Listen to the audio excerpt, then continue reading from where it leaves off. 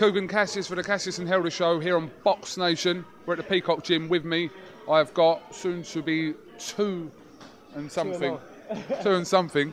Anthony Yarde, how are you, sir? I'm good. How are you, Kugan? Yeah. And Tunde Ajayi, what's happening? We're scared and Gov. Right? Gov? Because we're in Canning Town. No, you man are the Gov. How you doing? How you doing, Cook? Oh, good. I've just seen about an hour of your pad thing. I try and work it out, but this is how I end up going. I'm good. I feel like I'm a son. And then he does his weird stuff where he goes. It's like Kung Fu. Listen, you know me, I'm through talking. The results will prove what this is all about sooner or later, you know, but yeah, it's our system, and proof's in the pudding, so we'll see. Listen, I like it. I've been watching from before we even started doing our thing with you and Junior, yeah, so, you know, and that's when Junior was about 4, and he was about that big, and he was like... Let me say one thing. What's the one thing Floyd Mayweather does different to every other boxer in the world? Yeah, okay, I hear you. Okay, that's all I'm going to say. So, you're fighting at York Hall this week. It'll be your second fight. Is your opponent being announced yet? Bearing in mind, say, Monday today? I haven't heard nothing yet, no. I'm just making sure I'm ready. The way I try and look at things is to just prepare. You don't know who you're going to get. So I'm not really worried about opponents or anything like that. It's just I have to do my job in the ring. You could have asked for a better debut, the second round KO over Mitch Mitchell, and you'd be looking to more of the same. Yeah, it's perfect, man. Mitch Mitchell, obviously, I didn't really buy into too much of the politics. Everyone's telling me, oh, he's a tough guy. He hardly gets stopped. In all the fights he's had, he's fought this person, he's fought that person, he's gone a distance. So don't look for the knockout, etc. I'll just do my own thing because I see it as I'm different from everyone else in the street. At light heavyweight, I think I'm different from everyone else. So it don't really matter who's in front of me. I believe styles make fights. So someone else that might be easy for someone else might be a bit harder for me. So you know, you take each fight as it comes. Tunde, like I said, he had an explosive start to his professional career, and he'll be looking to do more of the same come Friday night. Yeah, I mean, you know, for me, from a managerial perspective and then from a trainer perspective, I just want Anthony to be busy. That's the main thing for us.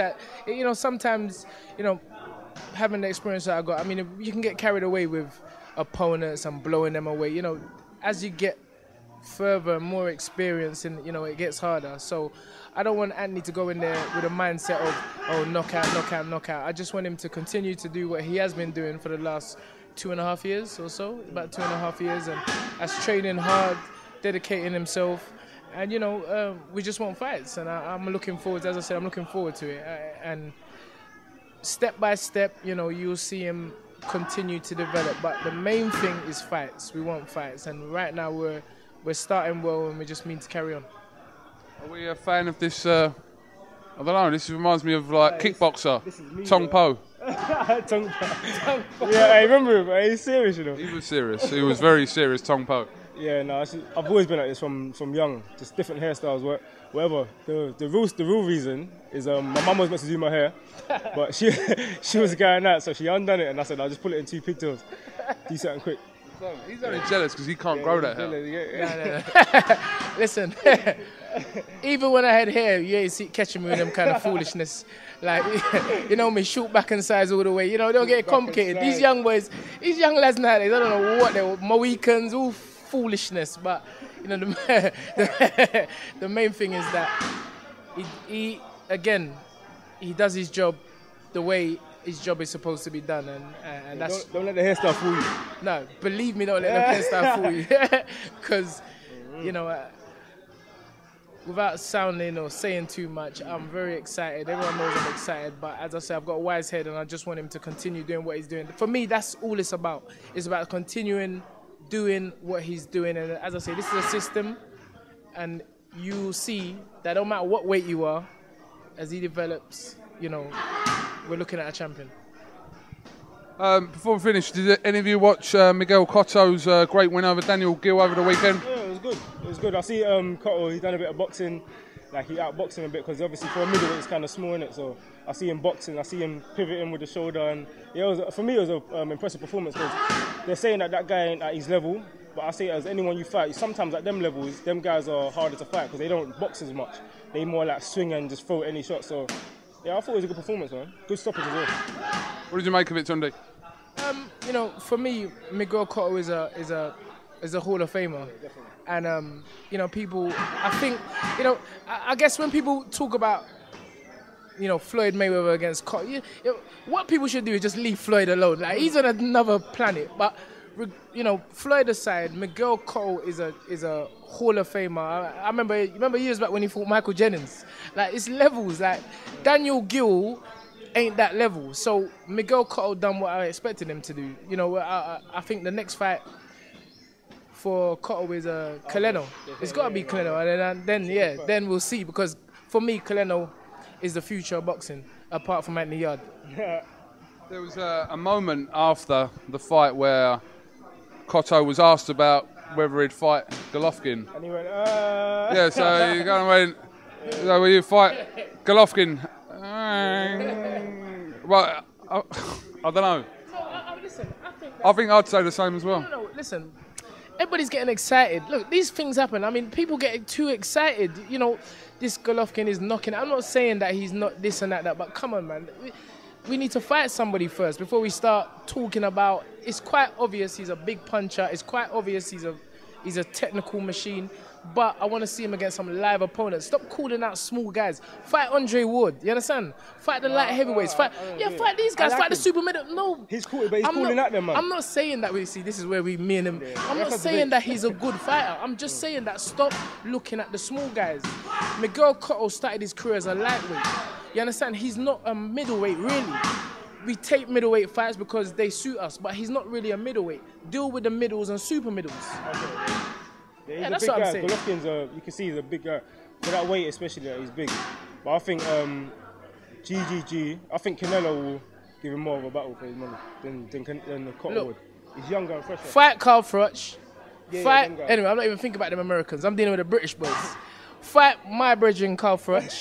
You understand? Fight Carl Froch. And then, yeah, if you do the job, if you do a number on Carl, then I say, yeah, I'm looking at you, you know, different. Fight the girl, fight them guys. Stop calling out the small boys. Who else is there for him to fight? Fight the big guys. Listen, when you clean up the division, you move up a weight. It's simple. Froch ain't middleweight. No, Froch is a super middle. That's what I'm trying to say. Look, why are they talking about Floyd? Floyd ain't that weight. Floyd's a flipping, he's a welterweight. No, but Cotto ain't that weight. Cotto's really a lightweight, you understand? Cotto's a lightweight moving up through the division. Anyway, you know we have to liven up this thing out. When we start debating, man. Turns into the Tunde and Yarde show. Listen, thank you very much for talking to the Cassius and Elder show, and best of luck on Friday night at York Hall, and hopefully we'll catch up with you really soon. Yeah, this fight won't be televised. I don't think so anyway, but yeah, it should be a good show. If you can get your tickets, I've got tickets on me as well. My Instagram is Mr. Anthony Yarde. If you want to direct message me or message me on there, you can try and get tickets. BoxNation. Remember this from last time? Remember this one? Yes. BoxNation. I'm full London. Kugan Cassius. James Elder. It's the future. No, you still. What did I miss? No. Stamina for soul. I forgot stamina for soul. No, not even stamina for soul. This is how we do it. Let me teach you this thing here. Tune in.